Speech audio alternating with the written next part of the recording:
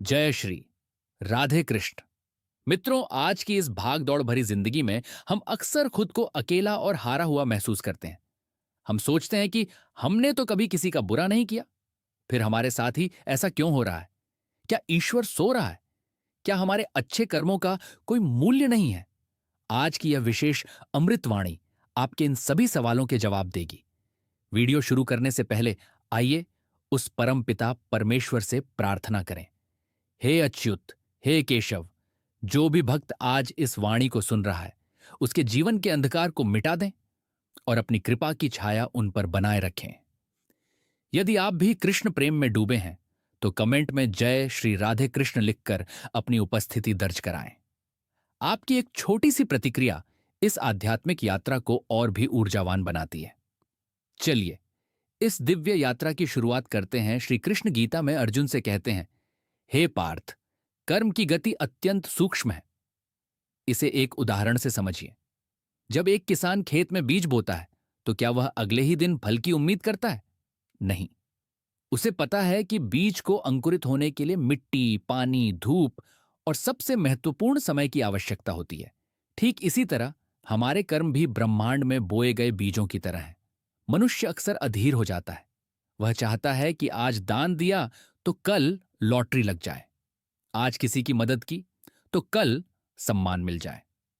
पर याद रखिए, ब्रह्मांड का तंत्र धैर्य और संतुलन पर चलता है।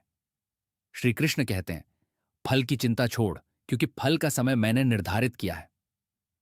जब आप कोई कर्म करते हैं तो वह एक ऊर्जा के रूप में ब्रह्मांड के कारण और परिणाम के जाल में दर्ज हो जाता है। न्याय में देरी हो सकती है, पर अन्याय कभी नहीं होता। नैरेटर, अक्सर हमारे मन में सवाल आता है, मैंने तो इस जन्म में कोई पाप नहीं किया, फिर यह दुख क्यों? यहां कृष्ण हमें पुनर्जन्म और आत्मा की अमृता का ज्ञान देते हैं। आत्मा एक पुराने वस्त्र को त्याग कर नया वस्त्र धारण करती है, लेकिन अपने साथ कर्मों का लेखा जोखा लेकर चलती है। जैसे वायु अपने साथ फूलों की सुगंध लेकर उड़ती है, वैसे ही आत्मा अपने पिछले जन्मों के संस्कार और कर्मफल साथ लाती है।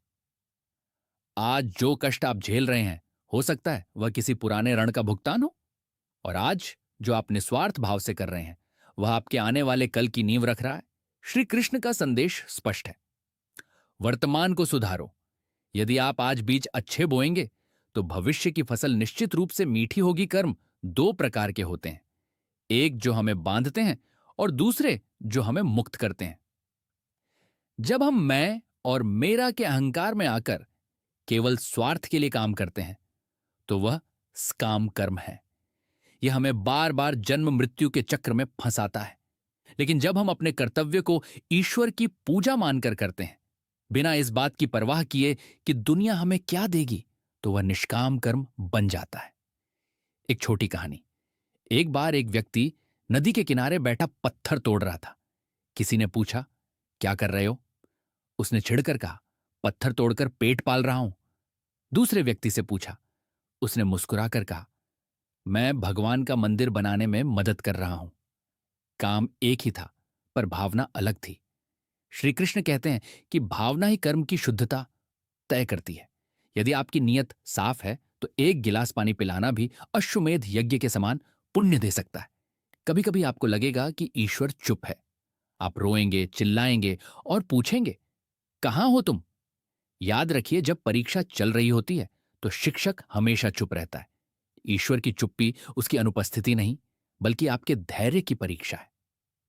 वह आपके हर आंसू को देख रहा है, हर उस पल को दर्ज कर रहा है जब आपने अभाव में भी ईमानदारी नहीं छोड़ी। जो लोग छलकपट से आगे बढ़ रहे हैं, उनकी गति तेज हो सकती है, पर उनकी मंजिल विनाश है। सत्य का मार्ग कठिन हो सकता है, लेकिन इसका अंत हमेशा विजय में होता है। श्री कृष्ण हर उस व्यक्ति के साथ खड़े हैं जो धर्म और सत्य के लिए अकेला लड़ने का साहस रखता है। जीवन के किसी न किसी मोड़ पर हम सब उस स्थिति में खड़ा रहे होते हैं जहां अर्जुन खड़े थे, असमंजस में, दुखी और थके हुए। हम अपने चारों तरफ देखते हैं कि जो लोग झूठ बोल रहे हैं, बेईमानी कर रहे हैं, वे महलों में रह रहे हैं, और जो व्यक्ति दिन रात ईमानदारी से मेहनत कर रहा है, उसे दो वक्त की रोटी के लिए भी संघर्ष करना पड़ा, DDH रहा है। तब मन चीख कर पूछता है, हे कृष्ण, क्या तुम्हारा न्याय केवल किताबों में है? श्री कृष्ण मुस्कुराकर कहते हैं, हे मानव, तेरी दृष्टि केवल आज की सूरज की रोशनी तक सीमित है, लेकिन मेरी दृष्टि सृष्टि के आदि और अंत तक है। मित्रों, याद रखिए कि ब्रह्मांड का अपना एक बैंक अकाउंट होता है। आपके द्वारा किया गया हर छोटा कार्य, चाहे वह किसी को दी गई एक छोटी सी मुस्कान हो या किसी के प्रति रखा गया बुरा विचार, वह सब वहां जमा हो रहा है। आज की हमारी यह चर्चा इसी रहस्य को खोलेगी। कई बार हमें लगता है कि हमारे अच्छे कर्मों का फल हमें नहीं मिल रहा। श्री कृष्ण इसके पीछे एक गहरा विज्ञान बताते हैं। वह कहते हैं कि हर कर्म की एक परिपक्वता अवधि होती है। जैसे एक आम का पेड़ लगाने के बाद आपको 5 से 7 साल इंतजार करना पड़ता है, वैसे ही कुछ बड़े और गहरे कर्मों का फल आने में समय लगता है। यदि ईश्वर आपको तुरंत फल दे दे तो आप कभी धैर्य का महत्व नहीं समझ पाएंगे। कृष्ण अर्जुन से कहते हैं, पार्थ, जो व्यक्ति फल की जल्दी में रहता है वह अक्सर अधर्म के रास्ते पर चला जाता है, लेकिन जो यह जानता है कि उसका किया हुआ एक भी पुण्य व्यर्थ नहीं जाएगा, वह चट्टान की तरह स्थिर रहता है। आपकी मेहनत कभी खाली नहीं जाती। वह ब्रह्मांड की तिजोरी में आपके नाम से सुरक्षित है, और जब समय सही होगा वह ब्याज समेत आपके पास लौट कर आएगी। अब उस प्रश्न पर आते हैं जो सबसे अधिक पूछा जाता है, बिना किसी गलती के हमें दुख क्यों मिलता है? श्री कृष्ण गीता के दूसरे अध्याय में कहते हैं कि आत्मा अमर है। हमारा यह शरीर तो मात्र एक पड्डी डेढ़ है। कल्पना कीजिए कि आप एक लंबी यात्रा पर निकले हैं। यदि पिछले पड्डीढिहाव पर आपने किसी से उधार लिया था, तो अगले पड्डीढिहाव पर आपको वह चुकाना ही होगा, चाहे आपको याद हो या न हो। हमारा प्रारब्ध हमारे पिछले जन्मों के कर्मों का फल है। ईश्वर निर्दयी नहीं है, वह केवल एक जज की तरह है जो आपके पुराने फैसलों का परिणाम आपको दे रहा है। लेकिन यहां एक अद्भुत बात है। भले ही आप अपना बीता हुआ कल नहीं बदल सकते, लेकिन आज के गए श्रेष्ठ कर्मों से आप अपने आने वाले कल को पूरी तरह बदल सकते हैं। कृष्ण कहते हैं, तू केवल आज का बीज सुधार, कल का फल मैं संभाल लूंगा। क्या आप जानते हैं कि केवल शरीर से किया गया कार्य ही कर्म नहीं है? आपके विचार सबसे शक्तिशाली कर्म है। श्री कृष्ण कहते हैं कि यदि आप किसी को दान दे रहे हैं, लेकिन मन में यह अहंकार है कि मैं बड़ा दानी हूं, तो वह दान तामसिक हो जाता है और उसका फल नहीं मिलता। इसके विपरीत, यदि आपके पास देने के लिए कुछ नहीं है, लेकिन आप मन में सबके कल्याण की कामना करते हैं, तो वह विचार ही आपको महान पुण्य का भागी बना देता है। ब्रह्मांड आपकी क्रिया को नहीं, बल्कि आपकी नियत को स्कैन करता है। इसीलिए अपने विचारों के प्रति सजग रहें। किसी के प्रति ईर्ष्या करना भी एक आरण चराने जैसा है, जिसे भविष्य में चुकाना होगा। अपने मन को कृष्ण के चरणों में लगा दें, फिर आपके कर्म अपने आप पवित्र होने लगेंगे। अंत में बस इतना याद रखें, ईश्वर के न्याय की चक्की चलती तो बहुत धीरे है, लेकिन पीसती बहुत बारीक है। जो लोग आज आपको कष्ट दे रहे हैं, वे स्वयं अपने लिए कांटों की सेज तैयार कर रहे हैं। आपको उनसे बदला लेने की जरूरत नहीं है। समय स्वयं उनसे हिसाब करेगा। आपका काम केवल इतना है कि आप अपने धर्म पर अडिग रहें।